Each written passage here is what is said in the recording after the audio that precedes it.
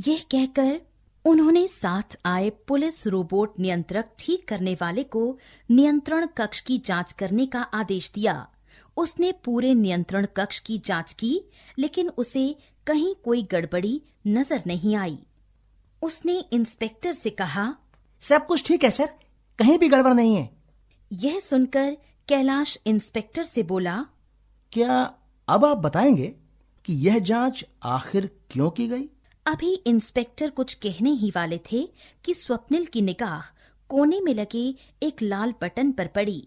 उसे पता नहीं क्या सूझा, उसने वह बटन दबा दिया। बटन दबते ही दूसरे कोने में लगे लाल रंग के 2 बल्ब जलने बुझने लगे। अभी इसके बारे में कोई कुछ समझ पाता कि स्वप्निल का रोबोट उसका कैलकुलेटर लेकर वहां आ पहुंचा।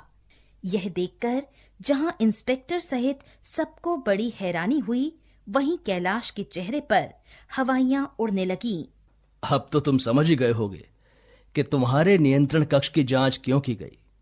इंस्पेक्टर ने कैलाश की ओर घूरते हुए कहा, क्या अब तुम हम सबको यह बताने का कष्ट करोगे कि इस बटन का स्वप्निल के रोबोट से क्या संबंध है? कैलाश का भंडाफोड़ तो हो ही चुका था। उसने सिर झुकाकर सारा भेद खोलना शुरू किया।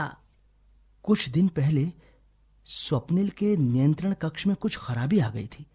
जब मैं उसे ठीक करने गया तो मैंने वहां एक से बढ़कर एक कीमती और आकर्षक सामान देखे। उन्हें देखकर मेरा मन ललचा गया। तभी मेरे दिमाग में एक उपाय आया। मैंने चुपचाप स्वप्निल के रोबोट नियंत्रक की शक्ति को कम कर दिया।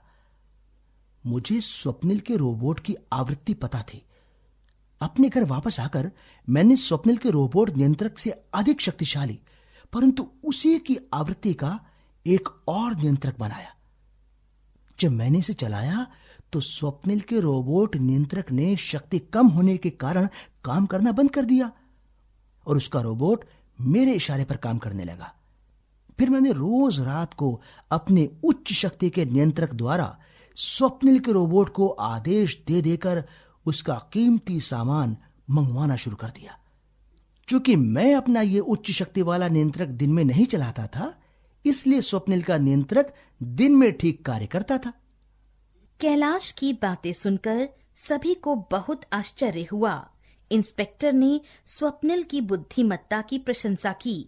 फिर रोबोट से चोरी करवाने के आरोप में कैलाश के हाथों में हथकड़ियां पहना दी। लेकिन स्वप्निल मन ही मन यही सोच रहा था कि 20वीं सदी में तो आदमी ही चोरी करता था, इस 21वीं सदी में तो उसने रोबोट को भी चोरी करना सिखा दिया।